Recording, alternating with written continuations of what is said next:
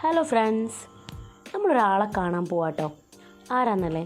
ദാ തോട്ടത്തിൻ്റെ സൈഡിൽ നിൽക്കുന്ന, ഈ തോടിനോട് ചേർന്ന് നിൽക്കുന്ന ചെമ്പരത്തി സുന്ദരി. ഗുണങ്ങൾ ഒരുപാടുള്ള ചെമ്പരത്തിയെക്കുറിച്ച് ഞാൻ കൂടുതലൊന്നും പറഞ്ഞു തരണ്ടല്ലോ.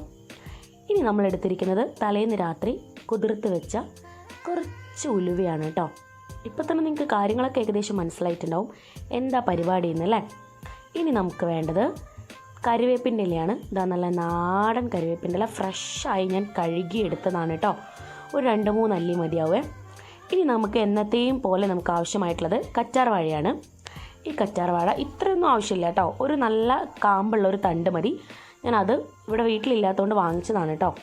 അത് വാങ്ങി മുറിച്ചെടുത്ത് ചെമ്പരത്തിയും കറ്റാർ വാഴയും കറിവേപ്പിൻ്റെ ഇലയും ഉലുവയും എല്ലാം കൂടെ മിക്സിയിലിട്ട് നന്നായിട്ട് അടിച്ചെടുത്തു. ഒരു 2 തണ്ട് ആര്യവേപ്പിൻ്റെ ഇലയും കൂടി ഉണ്ടെങ്കിൽ സംഗതി ഉഷാറായിട്ടോ. പക്ഷേ എനിക്കത് കിട്ടിയില്ല. നിങ്ങൾക്ക് കിട്ടുകയാണെങ്കിൽ നിങ്ങൾ ആഡ് ചെയ്യണേ.